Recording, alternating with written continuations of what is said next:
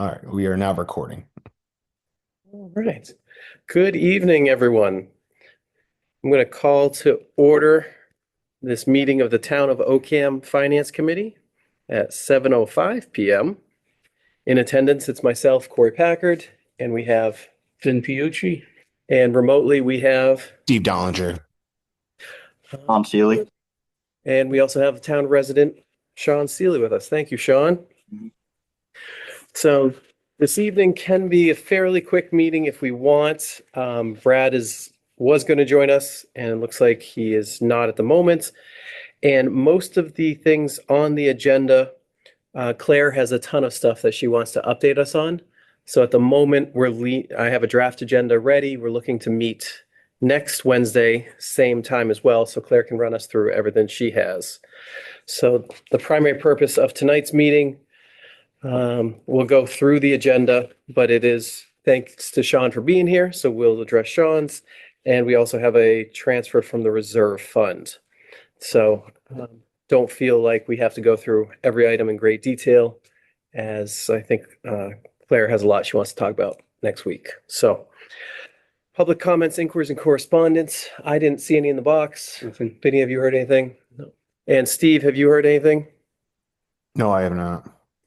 All right. So Sean, to be respectful of your time, as we don't get a lot of visitors, I put you top of the agenda. Please, you have the floor.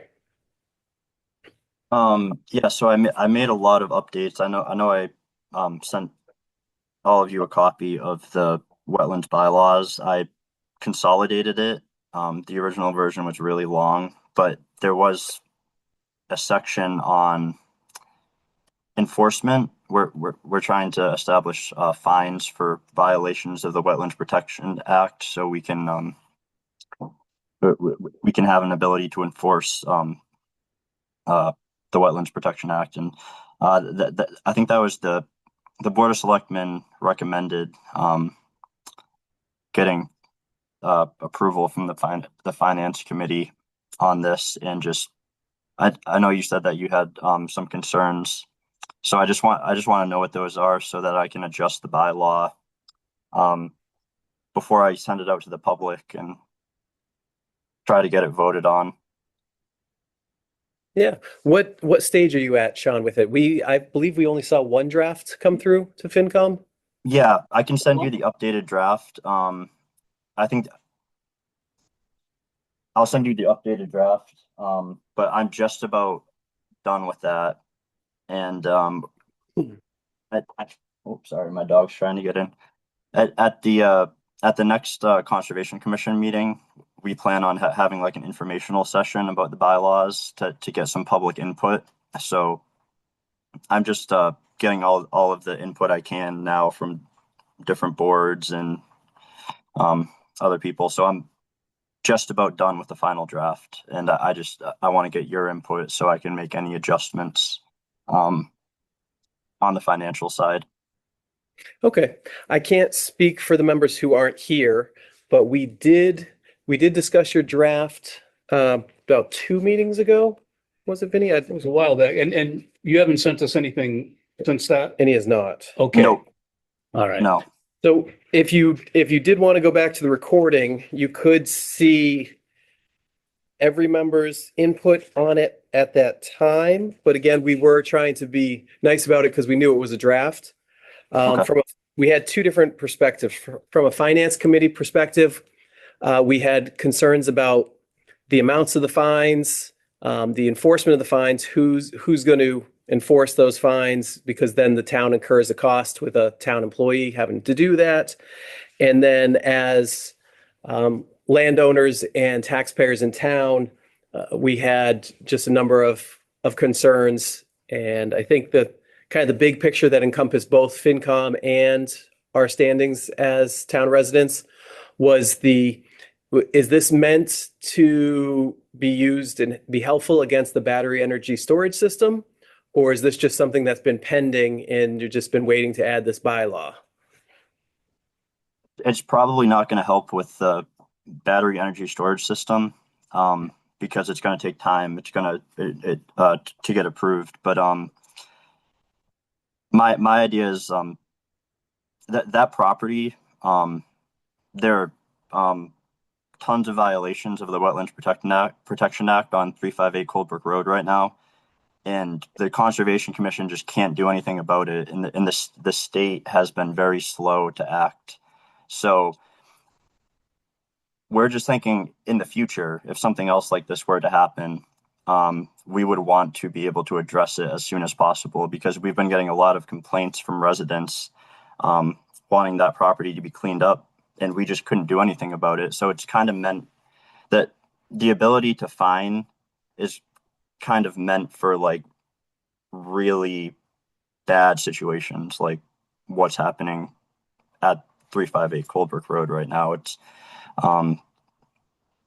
because all we can really do is right now is say, hey, there's violations of the Wetlands Protection Act, and we can ask them to address it, but they don't have to. We reported it to the state and everything, but that's what we're thinking with that. It's Okay. I reduced the amount of the fines to $200 a day,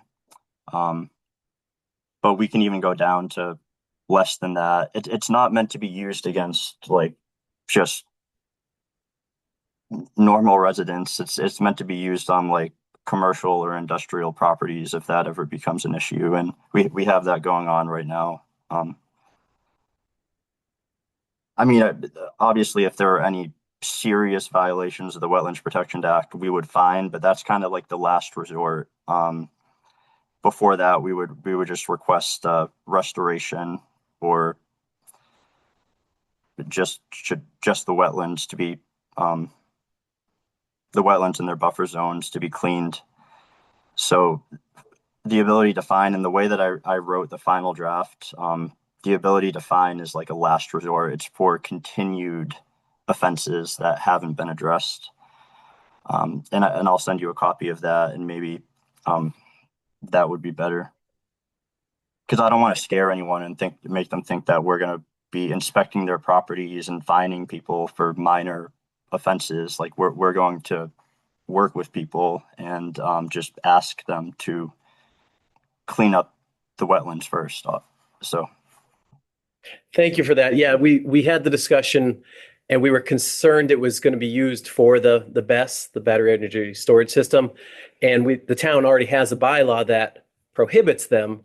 So we thought that this was kind of like bringing a pen to a gunfight. You know, it really was a much lower level when the bylaw we have in place should have been enough.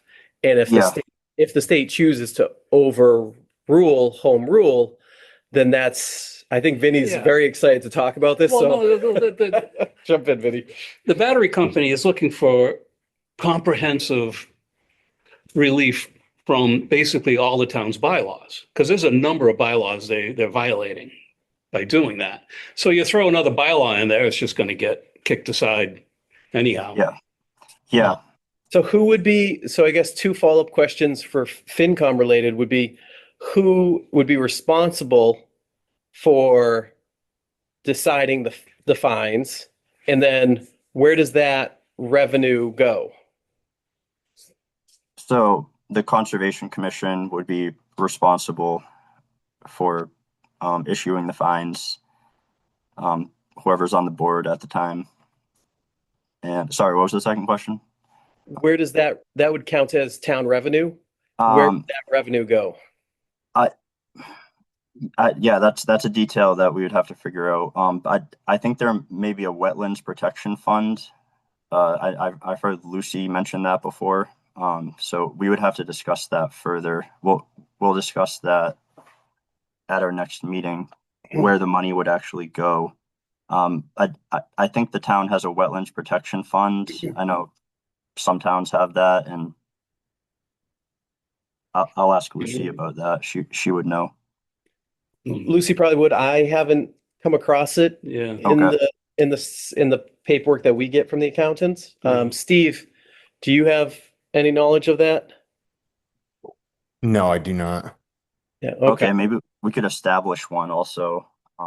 But that's a good question, and we could see what other towns do. Okay, and then before you go, Vinny, on a personal note, as a taxpayer in town, just to be clear and with my previous statements, my concern was most people move to OCAM to avoid excessive bureaucracy in other towns, Holden, Shrewsbury, and things like that. And OCAM's residents have in the past expressed very strong, we want our police, we want our fire, we want our roads, and we don't want a lot of bureaucracy on top of that. And so additional bylaws, I think, are going to come under a lot of scrutiny. So I really do appreciate you taking the time to work on it, to talk with us about it, and to redraft it as you have. So thank you for that. Yeah. Yeah, Vinny? thank you. Thank you. I'm trying to frame it in the right way to the public because it's supposed to help us to keep local discretion rather than be violating people's rights. We're not trying to come after people, and it's a lot of towns do have wetlands protection bylaws, and we don't. I just think that makes us kind of an easy target for industrial development. That's kind of my thought process on it. Sean, have you been here long enough? OCAM did have a commercial industrial center, and Vinny might know the dates, but it was it was over on the Ware. Springs? Yeah, it was Colebrook Springs over Yeah, on the that- Ware Riverside. 1920, 100, that'd be about 100 years About ago. 100 when they years did the ago. Quabbin. Yeah. And it was fully taken by a eminent domain, I believe. How did they take it? I'm not sure. Okay, but it was completely taken and raised by the state for the protection of the watershed. As of right now, I think OCAM is 100% zoned agricultural. Residential. Is it residential or It's- agricultural? Might be agricultural, residential. Okay, It's not, there's Agricultural.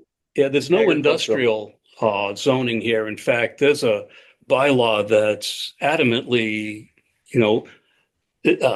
says something to the effect of OCAM does not now nor has ever had an industrial zone. yeah. So that's all. So they're and again, that's something that the EFSB is going to try to push aside, with all the exemptions. For the they're gonna record, give. would you want to clarify EF? Oh, Energy Facility Siting Board. They're the ones that are Thank you. going to make the determination if this company can ignore all our bylaws and build that Yeah. giant BESS. Yeah, so we do live in a small town, but I think that the financial implications of this are something that we'll have to look at. And And actually, I have a couple questions, Sean, just because I don't completely understand. So what's in the bylaw that's not in the Massachusetts Water Protection Act? There's a few things. So extra protection for vernal pools and vernal pool habitat. Vernal pools, there's only a few certified vernal pools in OCAM right now. But right now they're only protected if they're certified by the state of Massachusetts. So the bylaw would make it so they're protected either way, whether or not they're officially certified. And it would establish 200-foot buffer zones because they're really important wetlands for wildlife and water filtration. It would also protect isolated wetlands if we find that necessary. It would prohibit the storage and transport of hazardous materials. It would prohibit industrial activity by wetlands. And, all of this stuff usually wouldn't be happening in OCAM, but now with this battery energy storage system proposal, they're proposing to do all of those things right next to extremely important wetlands. And I just think, I know that they can just run over our bylaws and just disregard our bylaws, but I really think that when the bylaws are wetlands protection bylaws and they're intended to protect our drinking water supply and critical wildlife habitat and mitigate flood and drought, I think those are going to have more weight to them. Like they're going to be like, okay, I don't know if the state would be willing to override bylaws that are protecting public safety and public health. Yeah. But I could be wrong, but that's just kind of my thought process on this is like the more things we have in place, the less likely they're going to be willing to disregard the bylaws. So those protections too, like Ocam, we have private well water. It's just really important to maintain water quality, and there's been a lot of development pressure. I really hope that the public agrees, but I think I think the people in Ocam really value nature and wetlands and like That's why we live here, for the nature, I think. yeah, and rural character, and like this bylaw is intended to preserve all of those things and preserve the function of the wetlands as they are, because there's just it's only going to get worse, the amount of people who are trying to build here, and commercial and industrial development. It just scares me that the state is really pushing these facilities, and I wouldn't be surprised if there's another one down the line. So This is a second attempt in town. I don't know Yeah. if you know. Yeah. yeah, I wasn't involved in the first one, but this one Yeah. is pretty bad. So Well, the first one, that's what got me involved, because all of a sudden I got a notice that they were going to build this thing in the field across the street from my house. mhm. And so I've been involved right from the start. And Yeah. they went away. We don't know exactly why, but it's the state that's teaming up with these for-profit companies to just step over the towns and do it. So one more question on if they build that best, is that violating any Massachusetts wetland protection laws? It would be. It would be. It's within. It's too close to a vernal pool, but they're trying to pretend that vernal pool is not there because the wetlands weren't properly delineated. So that's kind of another. Those vernal pools are recently certified, and they're trying to. I don't really know what they're trying to do, but the property hasn't been properly delineated. Where the wetlands actually are, it is in violation of state law. One of the vernal pools isn't protected because it's an isolated wetland, and with these bylaws, that vernal pool would also be protected, and that vernal pool actually had the most species in it, and it was like the most biologically important, I would say. But yeah, they would be in violation of state law with their project plans right now, and they're going to have to adjust it. The Conservation Commission is going to make them adjust it when they file their notice of intent. But I think they're just trying to get a favorable ruling from the EFSB. Yeah. And it's not clear if the decision was made some time back. And this is not to sound jaded. I was going to say, where's your optimism, Vinny? Well, if you've been watching what's going on, it's kind of hard to say it's really going to be a fair fight. Okay. All right. Well, you certainly are more involved than the rest of us. Steve, did you have any questions for Sean before I give him a softball? No. Okay. So the last one, I'm just not speaking for the FinCom, I'm speaking for myself as a town resident, Sean. This is meant to be a little lighthearted, but in the draft, we noticed there was no common sense allowance or sizing for vernal pool or anything like that. There were no minimum sizes, maximum sizes, anything that would allow you to look at around your property and decide. And the joke that I made at the time was, if my downspout comes down to a puddle that doesn't drain anywhere and a frog starts to live in it, under that original draft, it looks like that puddle could be a vernal pool because there was no exemptions for things under 3 feet in diameter, something like that. Has the new draft kind of helped to define the limits of a vernal pool and more like that? Yeah, I could define the vernal pool better, but I think in my updated draft I wrote credible evidence, but I can expand upon that. But for it to be a vernal pool, it has to have specific breeding evidence of amphibians present. So it's more about the species that are there, and those species wouldn't they wouldn't be able to successfully breed in like just a puddle or something. So it would need to be a certain depth because like five spotted salamander egg masses, for example, wouldn't survive and that's the criteria to certify a vernal pool with the state. But that takes time. Like we can't just we're not just going to call anything a vernal pool, but I guess I need to clarify that in the bylaw, because I think in the original draft, it probably looked like we could just say anything was a vernal pool based on our discretion. And that's not the case. It would need we would need to collect real scientific data that would hold up with the state also. It's just state certification takes time. So if we find a vernal pool and we want to protect the wetlands, faster, there might not be time to certify it. That's why protecting uncertified vernal pools is helpful.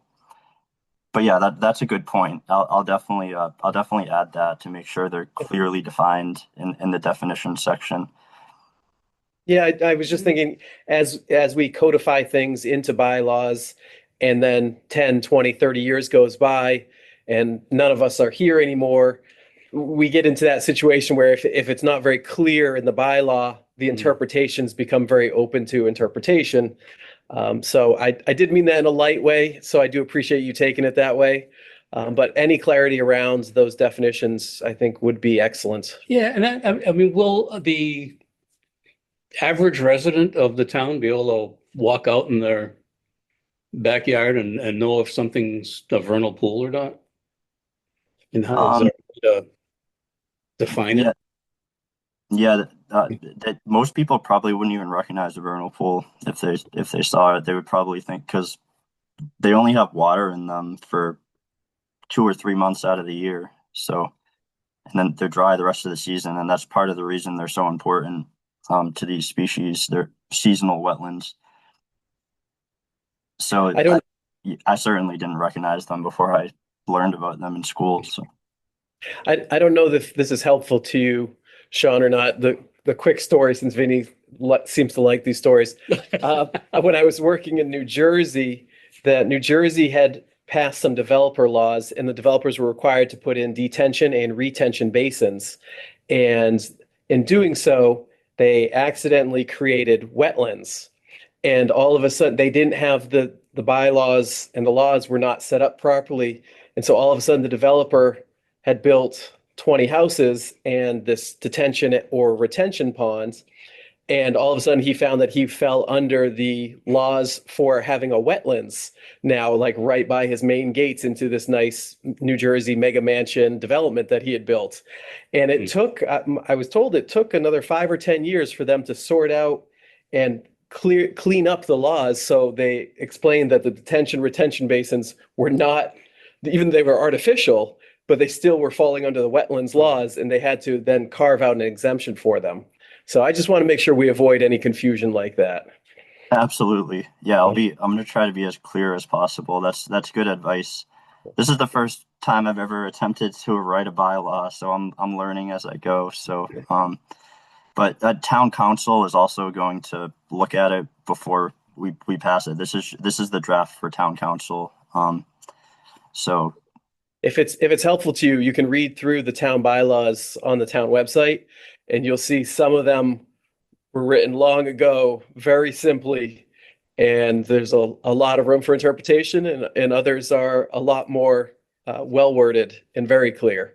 It is quite a variety. Yeah, and I'm sure the more recent ones get more complex. Yes, yes. As the legality behind everything got more complex. So are you good with Sean? Yeah. I believe Steve's also all set. Sean, thank you for coming to the FinCom. This thanks, has been Sean. very informative. Really appreciate it.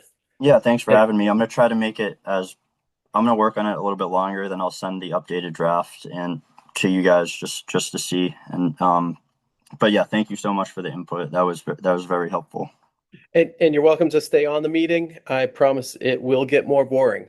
That's all right. I gotta go. Sorry I took so long. I was talking a lot. All right. Thank you. Thanks, Sean. All right.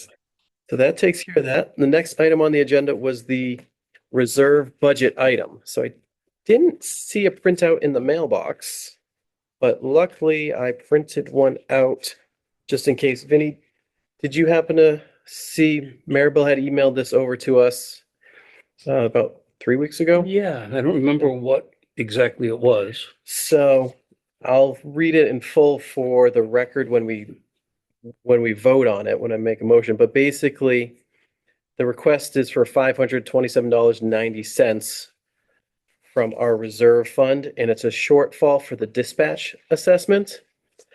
So apparently, based on the backup information here provided, the assessment we received from the town of Rutland is simply an estimate until they finalize it. And the numbers, the invoice came in January 5th of 26, and it was over by that $500 and change. So this is the actual reserve fund transfer from the reserve fund request, which I'll read if we're going to proceed with it. And then this is the invoice from the town of Rutland. So nothing looks out of order to me. And this is something that fits in, what is it, unexpected and extraordinary or something like that? I believe so. And then Steve, did you have any questions or concerns before I move this to a vote? No. Okay, so I'm going to read as much of it as necessary, but we received a request to transfer from the reserve fund on January 14th, 2026. The amount requested is $527.90. It will be transferred to account 01-299-3730-60-40s. I actually don't know what that corresponds to off the top of my head. Might be able to. It is the dispatch assessment line item. And I'll have you double check that for us, but it should be And let's see. What's the number? 01-299. No, actually, let's see. 299. -5730. 30. You got 31. You put it at the wrong end. Grab that one there. Oh. Dispatch assessments. Okay. Dispatch assessment. Okay, that makes sense. So the fiscal year 26 assessment was $72,664.60. And the fiscal year 26 appropriated was $72,136.70. So I make a motion that we approve this transfer. Do I have a second? I'll second. Vinny seconds it. All in favor? Aye. Aye. Aye. And Steve. So that is a 3-0. And let me just log this.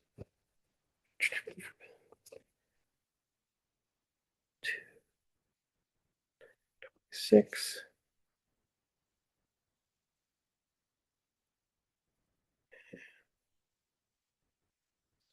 Transfer the $527.90.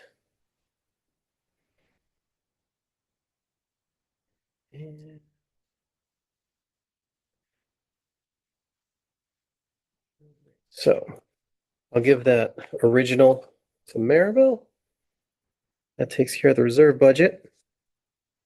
The new business, the budget discussion we can do with Claire next week, unless you had anything for it, Vinny.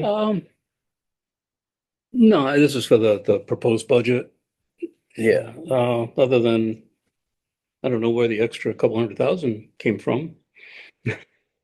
But We'll sort through that. yeah. New business other, I wanted to make sure that we're all in the same. I'm gonna talk with Claire, but basically we have the OneDrive, and right now all the meeting minutes, all the agendas, everything are saved to the OneDrive, and I don't know if everyone has access to it. You should. Well, yeah, I can't get it on my computer. Okay.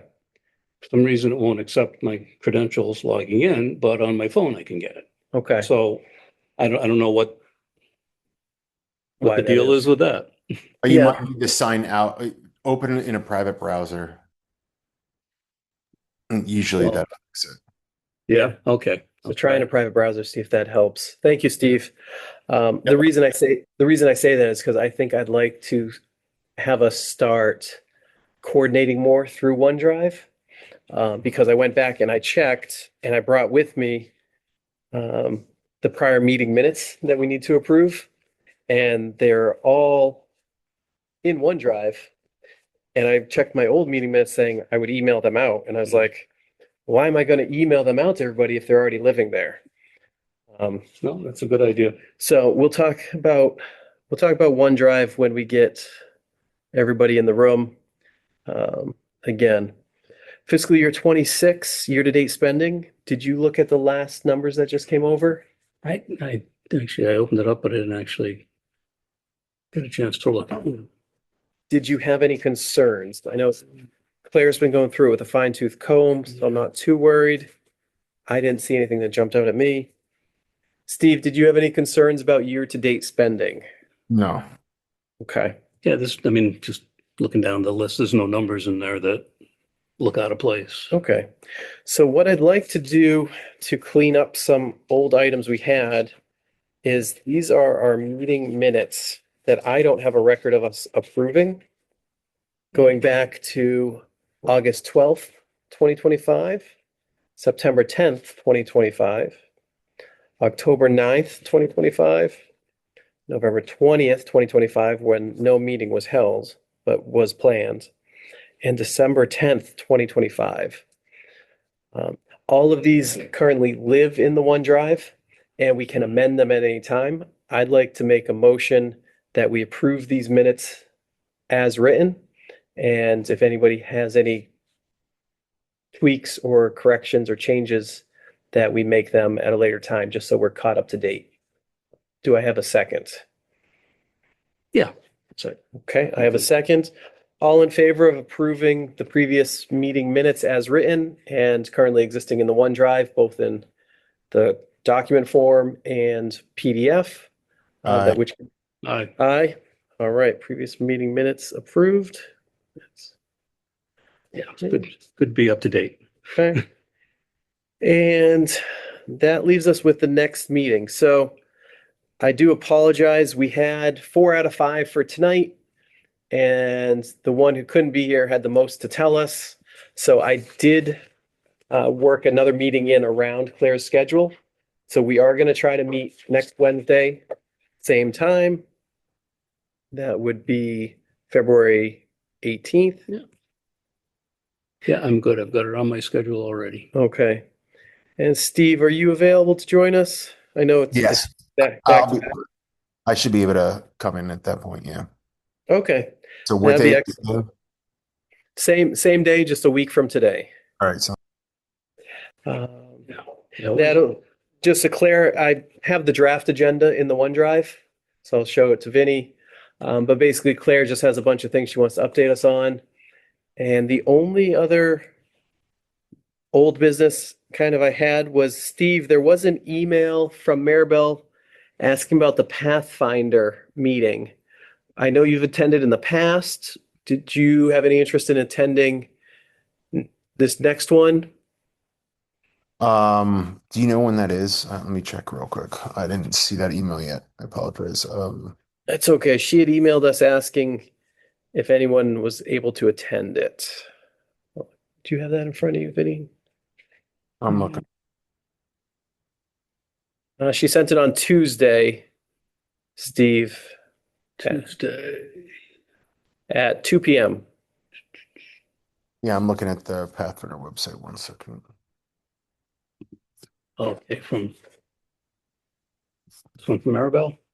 Yes. Yes, that one. So in the past, Steve has gone to most of these, but I also don't want to just assume that he's going. Oh, it's a month out. Okay. What day is it? March 11th at 6 p.m. I might not be able to go. I might not be in town. Okay. So we can talk about it at the next meeting. Yeah, We should try to have one member there at least.